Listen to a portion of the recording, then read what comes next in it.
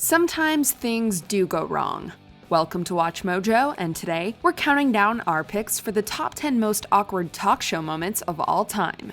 For this list, we'll be looking at the most awkward moments from talk shows, ranking them based on infamy and degree of awkwardness. As we've already covered late-night talk shows, this list will focus on daytime TV. And Joaquin, I'm sorry you couldn't be here tonight.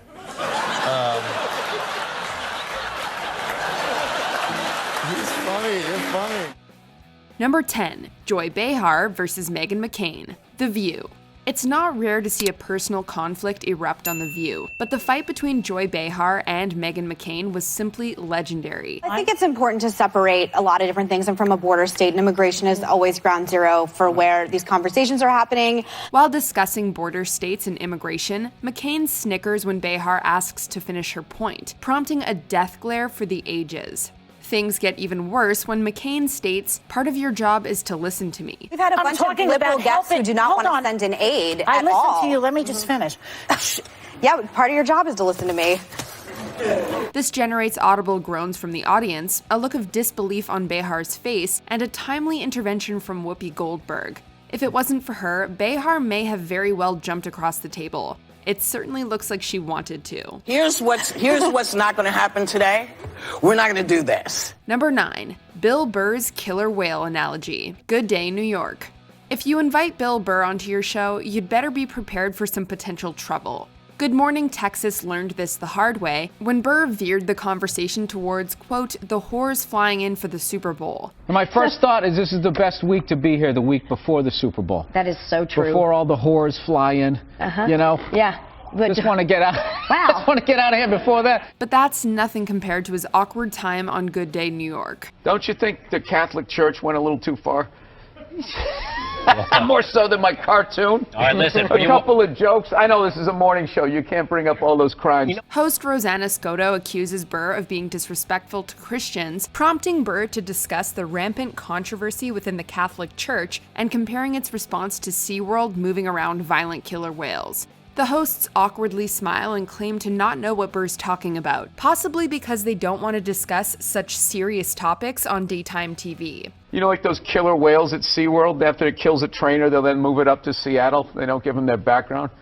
All right, I'm not totally following, but I don't think you I know want what to. I'm talking about. It's a morning show. I understand. Daytime I TV. came on. Number 8, Megyn Kelly versus Jane Fonda. Megyn Kelly today. All right, Jane, so you've got to take us back, because you two have known each other for a long time. Yeah. A long time, almost 60 years. A very long time. Yeah. So take us back to that time in Paramount Pictures when you were first getting to know, and you're walking down with Bob Redford in front of the secretaries. In September 2017, screen legends Jane Fonda and Robert Redford appeared on the short-lived NBC daytime talk show Megyn Kelly Today. Despite a rather jovial beginning, the conversation quickly turned sour when Kelly brought up Fonda's plastic surgery. You admit you've had work done, which I think is to your credit, but you look amazing. Fonda was visibly uncomfortable with the line of questioning and steered the conversation back towards her movie, but the damage was done. The rest of the interview was rather uncomfortable, and Fonda's body language made it clear that she was not enjoying her time on the show. Kelly was heavily criticized for her performance, and many people questioned her capability as a daytime talk show host. Let me tell you why I love this movie that we did, Our Souls at Night, rather than plastic surgery. Number 7, Tom Cruise on prescription drugs and psychiatry. Today.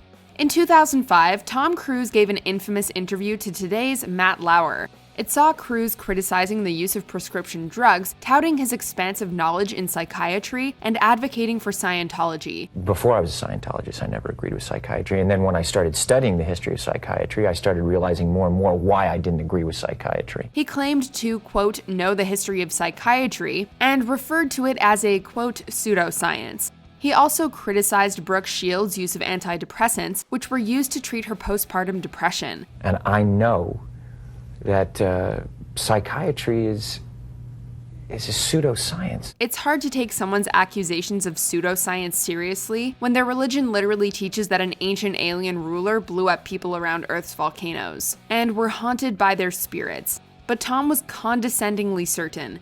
It's one of the most bizarre things ever seen on a morning TV show. So you're advocating it? I am not. I'm telling you, in their case, in their individual case, it worked. I am not going to go out and say, get your kids on Ritalin, it's the cure-all and the end-all. Matt, but here's the point. What is an ideal scene in life? Number 6, Jessica Simpson drunk, The Ellen DeGeneres Show.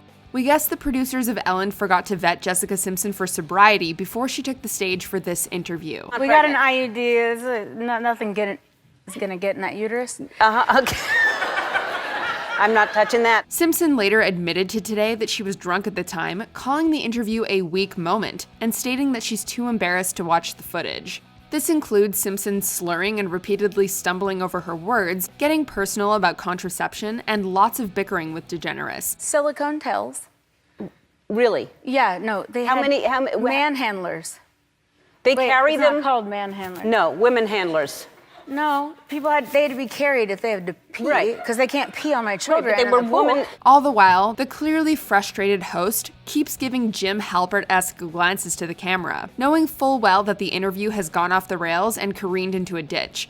She couldn't wait to cut to commercial. No, I mean, you know, my besties that understand me, but 7 years, Number 5, Mackenzie Phillips discusses her father, The Oprah Winfrey Show, and Today. Mackenzie Phillips is an actress best known for her roles in American Graffiti and the CBS sitcom One Day at a Time. In 2009, she appeared on The Oprah Winfrey Show to promote her memoir and revealed some horrifying accusations about her father, musician John Phillips of the Mamas and the Papas. I don't remember how it started, or thankfully how it ended. She alleges that John took advantage of her when she was a minor. She discussed these accusations in further detail on Today and defended her father's actions, referring to John as a sick man rather than a bad man. Semantics aside, it doesn't get much more disturbing than this. And I need to take a moment to say that my father was not a bad man. He was a very sick man. Number 4, Kelly Osbourne on Latinos. The View. The immigration problem is a problem, and it does need to be addressed, and it does need to be fixed. Interesting. But making those comments, those racist comments, do not help. We return to The View for an infamous comment from Kelly Osbourne regarding Latinos. Osbourne infamously claimed that if Trump kicked every Latino out of the country, then no one would be around to clean his toilets. And if you kick every Latino out of this country, then who is going to be cleaning your toilet, Donald Trump? Oh, that's no. In the sense that, you know what I mean? This resulted in audible groans from her co-hosts, and Rosie Perez condemned her comment by saying, quote, "Latinos are not the only people to do that."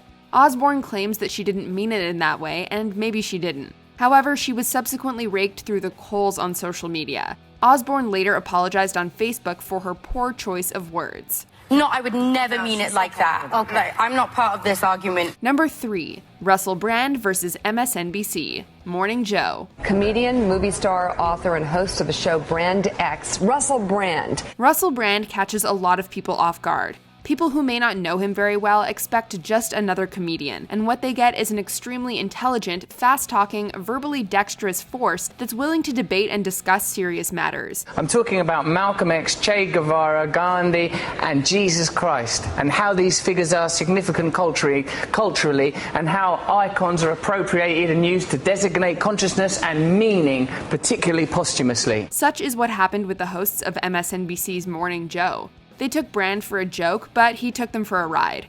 The hosts come across as incredibly patronizing and shallow, while Brand uses his verbal dexterity to put them in their place. You're a powerful woman, you've got a lovely job. What seems to be the trouble? I don't know. You've got hair like Princess Diana. Oh, wow. The whole ordeal is equal parts horrifyingly awkward and wonderfully satisfying. These people, I'm sure, are typically very, very good at their job. What is it? You're conveying news to the people of America. Number 2, Dakota Johnson's birthday. The Ellen DeGeneres Show. It's good to see you. Happy belated birthday. When was your birthday? It was October 4th. This time, the joke was on Ellen. When Dakota Johnson appeared on Ellen, the conversation quickly turned to her 30th birthday party in Malibu, which Ellen claims she was not invited to. How was the party? I wasn't invited. Actually, no, that's not the truth, Ellen. You were invited. Johnson isn't one to let a comment like that slide and corrected Ellen, claiming that she was invited but didn't show up. One of the off-screen producers claims that Ellen was out of town, and Ellen claims that she had that thing. Ask Jonathan, your producer. Who said you were? I was invited? Right. Why didn't I go? I don't know. Was it? Oh, yeah, I had that thing. In the end, Ellen concedes and admits she didn't want to go all the way to Malibu for a party. There's nothing more uncomfortable than being caught in a lie on national daytime television. This isn't going well. No! Before we unveil our most cringeworthy #1 pick, here are a few honorable mentions. Cara Delevingne called the wrong name and told to go nap. Good Day, Sacramento. We'll let you go then. How about that? We'll let you go take a little nap, maybe get a Red Bull. How about that? Cara Delevingne, thank you so much. Wendy Williams calls a guest weak. The Wendy Williams Show. You're weak. You're weak. No, you're very, very weak. You waited, and your friend saw it. She waited. You were like this, and you waited for other people to clap. You are not my people. Tom Cruise jumps on Oprah's couch. The Oprah Winfrey Show. Have you ever felt this way?